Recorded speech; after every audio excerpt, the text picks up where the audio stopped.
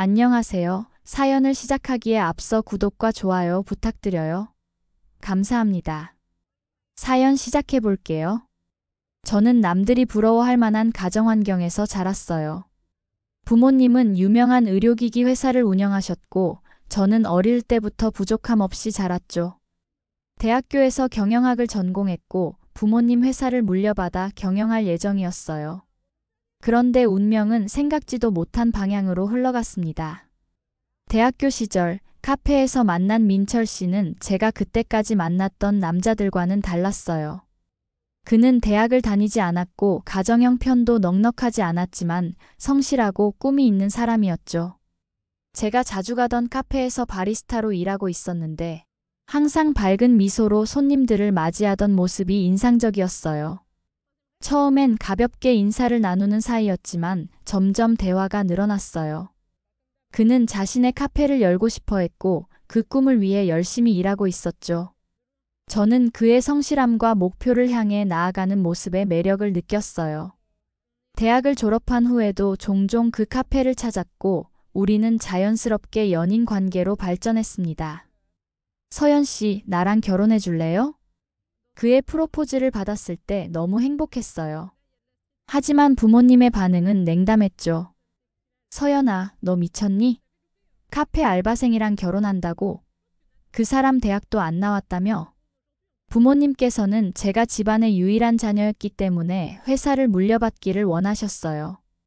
또한 비슷한 배경의 사람과 결혼하길 바라셨죠. 하지만 저는 민철 씨를 진심으로 사랑했고 그와의 삶을 선택했어요. 엄마, 아빠, 정말 죄송해요. 하지만 저는 민철 씨와 함께하고 싶어요. 그 사람은 비록 대학은 못 나왔지만 성실하고 꿈이 있는 사람이에요.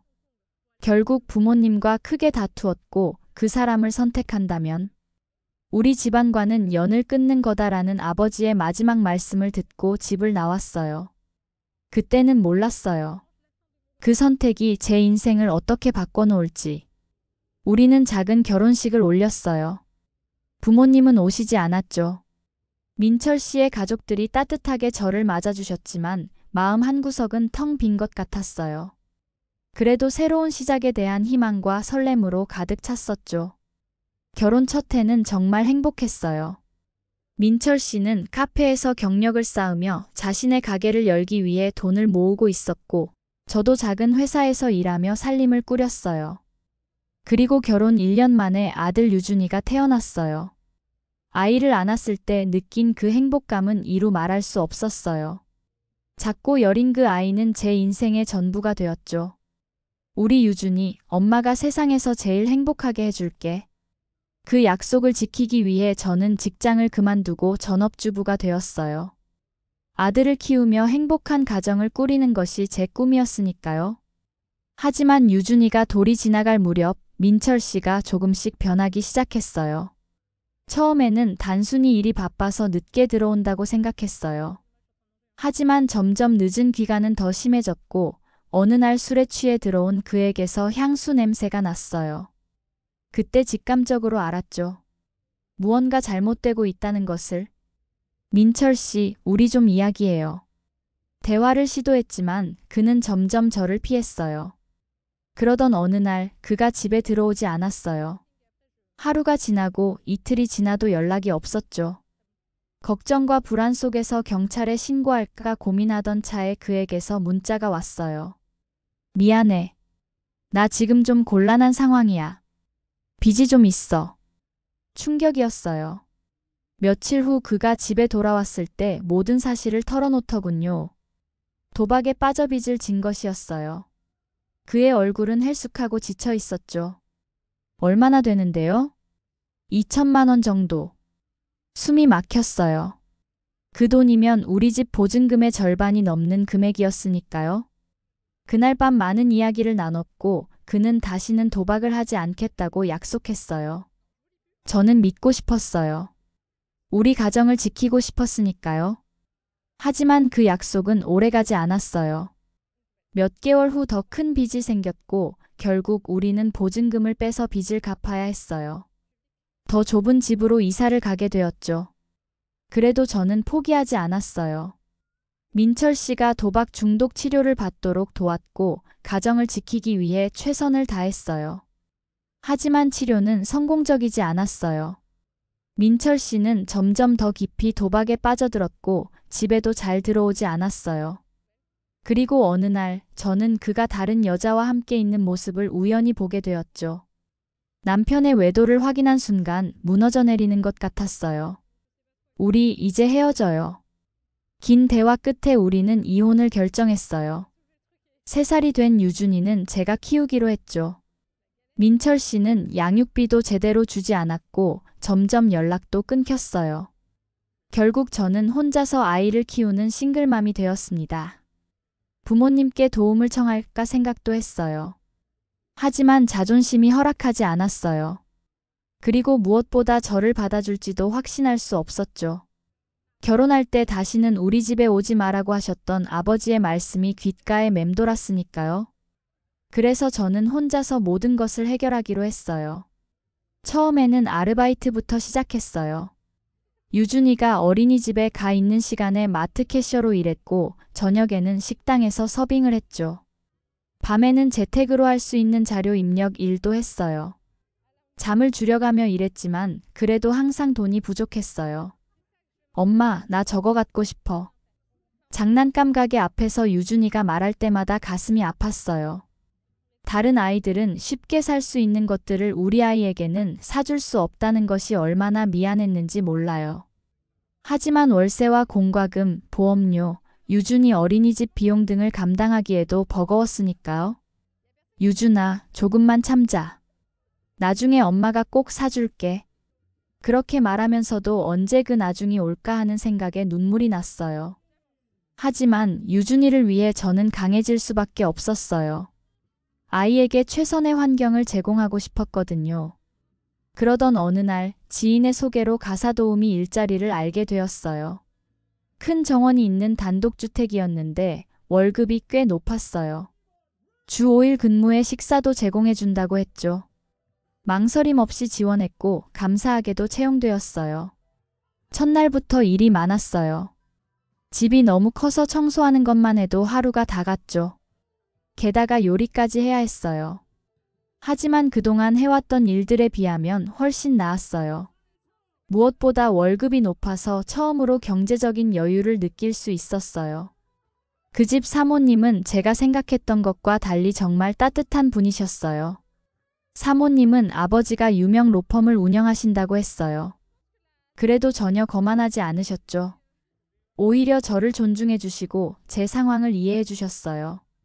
서연 씨, 음식 솜씨가 정말 좋으시네요. 특히 이 김치는 정말 맛있어요. 사모님이 제 요리를 칭찬해 주실 때마다 기분이 좋았어요. 특히 제 김치를 좋아하셔서 자주 담가달라고 하셨죠. 처음에는 고용주와 직원 관계였지만 점차 서로에 대한 신뢰가 쌓이면서 친밀해졌어요. 서연 씨, 우리 편하게 지내요. 가끔 혼자 있는 시간이 많아서 대화할 사람이 필요할 때가 있거든요. 어느 날 사모님이 그렇게 말씀하셨어요. 처음에는 직원과 고용주라는 경계를 유지하려 했지만 시간이 지나면서 자연스럽게 가까워졌어요. 가끔 사모님은 저녁 식사 후 차를 마시며 자신의 이야기를 들려주셨어요. 바쁜 변호사로 살아가면서 겪는 어려움, 일과 가정 사이에서의 고민 같은 것들이었죠. 저도 점차 마음을 열고 유준이에 대한 이야기, 그리고 제가 겪었던 시간들에 대해 조금씩 나누기 시작했어요. 언니, 정말 대단해요. 그 상황에서 혼자 아이를 키우다니 저라면 못했을 거예요. 사모님의 진심 어린 말에 위로를 받았어요. 그 집에서 일하면서 저는 단순히 가사도우미가 아니라 가족의 일원처럼 느껴졌어요. 명절이나 특별한 날에는 선물도 받곤 했어요. 그렇게 시간은 흘러 유준이는 어느덧 고등학생이 되었어요. 성적도 우수했고 장래희망도 확고했죠. 엄마, 나 변호사가 될 거야. 약자를 도와주는 변호사. 아들의 그 말을 들었을 때 가슴이 뭉클했어요. 어려운 환경에서도 올곧게 자라준 아들이 너무 자랑스러웠죠. 저는 아들의 꿈을 위해 더 열심히 일했어요. 야간 자율학습비, 학원비, 참고서비 등이 만만치 않았지만 아들의 꿈을 위해서라면 무엇이든 할 수 있었으니까요. 유준이는 정말 열심히 공부했어요. 밤늦게까지 책상에 앉아 공부하는 모습을 볼 때면 가슴이 뭉클했죠. 그 노력 끝에 유준이는 서울대 법대에 합격했어요. 엄마, 합격했어. 내가 해냈어. 그날 아들이 전화로 합격 소식을 알려줬을 때 저는 일하던 중이었지만 눈물을 참을 수 없었어요. 사모님도 함께 기뻐해 주셨죠. 언니 축하해요. 유준이 정말 자랑스럽겠어요. 오늘은 일찍 들어가서 아들이랑 축하 파티 하세요. 그날 저녁 유준이와 함께 소박하게 축하 파티를 했어요. 그동안의 고생이 모두 보상받는 기분이었죠. 대학 생활은 녹록지 않았어요. 등록금도 비쌌고 서울 생활비도 만만치 않았죠. 하지만 유준이는 장학금을 받으며 공부했고 저는 계속해서 일했어요. 사모님의 배려로 가끔 일찍 퇴근해 아들을 만날 수 있었고 특별 보너스도 받아 아들 뒷바라지를 할 수 있었어요.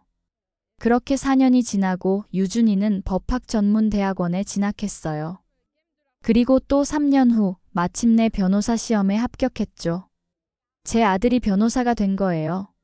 그동안의 고생이 모두 헛되지 않았다는 생각에 가슴이 벅찼어요. 엄마, 이제 내가 돈 벌 테니까 그만 일해도 돼. 변호사가 된 후 유준이는 서울의 법무법인에 취직했어요. 처음으로 제게 그런 말을 했을 때 정말 감동이었어요. 하지만 저는 거절했죠. 아니야, 유준아. 엄마는 일하는 게 좋아. 게다가 사모님도 이제 가족 같은 존재야. 너는 내 앞길을 잘 개척해 나가. 유준이는 서울에서 원룸을 구해 독립했어요. 처음에는 자주 연락했고 가끔 제가 반찬을 싸서 가기도 했죠. 하지만 점차 연락이 뜸해지기 시작했어요. 바쁘다는 핑계로 제 전화를 받지 않을 때가 많아졌고 만남도 미루기 일쑤였죠. 처음에는 일이 바쁜 거겠지라고 생각했어요. 하지만 점점 더 심해지는 아들의 냉담함에 뭔가 잘못되고 있다는 느낌이 들었어요. 그래서 어느 주말 미리 연락하지 않고 아들의 집을 찾아갔어요. 하지만 문을 두드려도 아무도 나오지 않았죠. 돌아오는 길이 무척 서글펐어요. 그날 이후로 더 자주 연락하려고 했지만 유준이는 점점 더 저를 피했어요. 그리고 어느 날 드디어 유준이가 전화를 받았어요. 하지만 그 통화는 제 가슴에 큰 상처를 남겼죠. 엄마, 사실 내가 지금 결혼을 준비 중이야. 뭐? 결혼? 누구랑? 왜 이제야 말하는 거야? 그게 상대방 부모님이 까다로우셔서. 엄마가 가사도우미라는 걸 알면 좋을 게 없잖아. 순간 머리를 망치로 맞은 것 같았어요. 제 아들이, 제가 그토록 사랑하고 키워온 아들이 저를 부끄러워한다니. 그러니까 엄마, 당분간 연락하지 말아줘. 내가 나중에 상황 정리되면 연락할게. 전화가 끊기고 나서 저는 한동안 아무 말도 할 수 없었어요. 믿을 수 없는 배신감과 서러움이 밀려왔죠. 그동안 제가 그 아이를 어떻게 키웠는데? 변호사 되겠다고 해서 그 뒷바라지 하려고 얼마나 열심히 일했는데? 이제 와서 저를 부끄러워한다니요? 그날 이후 저는 아들에게 더 이상 연락하지 않았어요. 아무리 그래도 제 자식인데 마음이 걱정되어 몇 달 후 아들의 집을 다시 찾아갔죠. 하지만 경비 아저씨의 말은 더 큰 충격을 주었어요. 아, 그 집요? 한 달 전에 이사 갔어요. 어디로 갔는지는 모르죠. 그리고 전화를 했는데 아들의 말은 정말 충격적이었어요. 쪽팔리니까 연락하지 말라고요. 그 순간 느꼈던 배신감과 서운함, 가슴의 아픔은 말로 표현할 수 없었어요. 내가 그렇게 사랑했던 아들이, 내 전부였던 아들이 나를 완전히 버렸다는 생각에 무너져 내렸죠. 하지만 저는 다시 일어났어요. 제 인생은 아직 끝나지 않았으니까요. 여전히 사모님 댁에서 일하며 하루하루를 살아갔어요. 사모님은 제 상황을 알고 더 많은 배려를 해주셨죠. 언니 힘들면 언제든 이야기해요. 내가 도울 수 있는 건 다 도와줄게요. 그렇게 시간은 흘러갔어요. 아들이 나중에라도 돌아올지 모른다는 생각에 저는 여전히 열심히 일하고 돈을 모았어요. 언젠가는 아들에게 도움이 될 수 있을 거라 믿었으니까요. 사모님과의 관계는 더 깊어졌어요. 사모님은 어느덧 아버지가 은퇴하시고 로펌을 물려받아 운영하고 있었어요. 그리고 이제는 단순히 고용주와 직원이 아닌 자매처럼 지냈죠. 사모님은 제 김치와 요리를 정말 좋아하셨고 언니 없는 집은 상상도 할 수 없어요 라고 말씀하시곤 했어요. 그러던 어느 날 사모님 댁 장을 보러 나간 길이었어요. 집 앞에 차 한 대가 세워지더니 누군가 내렸어요. 그리고 그 사람은 제 아들이었어요. 유준아. 놀라서 저도 모르게 소리쳤어요. 유준이도 저를 보고 놀란 표정이었죠. 엄마, 여기서 뭐 해? 엄마가 여기서 일한 지 벌써 10년이 넘었어. 그동안 어떻게 지낸 거야? 어디서 지낸 거야? 엄마가 얼마나 걱정했는지 알아? 유준이의 표정이 굳어졌어요. 쪽팔리니까 연락하지 말라고 했잖아요. 그냥 가던 길 가세요. 그 말에 눈물이 왈칵 쏟아졌어요. 그때 마침 사모님이 대문을 열고 나오셨어요. 언니. 왜 울어? 무슨 일이야? 사모님의 목소리에 유준이가 급히 고개를 돌렸어요. 그리고는 깜짝 놀란 표정으로 사모님을 바라보더니 공손하게 인사했어요. 대표님, 요청하신 자료 가져왔습니다. 사모님은 유준이를 보시더니 저를 다시 바라보셨어요. 언니, 무슨 일이야? 왜 우는 거야? 말을 못하고 눈물만 흘리는 저를 보며 사모님이 다시 물으셨을 때 유준이가 입을 열었어요. 저희 어머니이십니다. 제가 자주 연락을 못 드려서. 사모님의 표정이 순식간에 변했어요. 어머, 진짜예요? 언니, 이 아들이 언니가 말한 그 아들이야? 힘들게 변호사로 만들었더니 창피하다고 연락하지 말라고 했던? 유준이의 얼굴이 새하얗게 변했어요. 사모님의 말씀에 아들은 당황한 기색이 역력했죠. 갑자기 유준이가 제 앞에 무릎을 꿇더라고요. 엄마, 정말 죄송해요. 제가 잘못했어요. 저는 아들을 일으켜 세웠어요. 아무리 그래도 제 아들이 길바닥에서 무릎 꿇는 것을 볼 수 없었으니까요. 하지만 마음은 여전히 아팠어요. 사모님은 단호한 목소리로 유준이에게 말씀하셨어요. 강유준 변호사, 사람 그렇게 안 봤는데 그러면 되겠어요? 세상에 자기를 낳아 키워준 부모를 창피해하는 사람이 어딨습니까?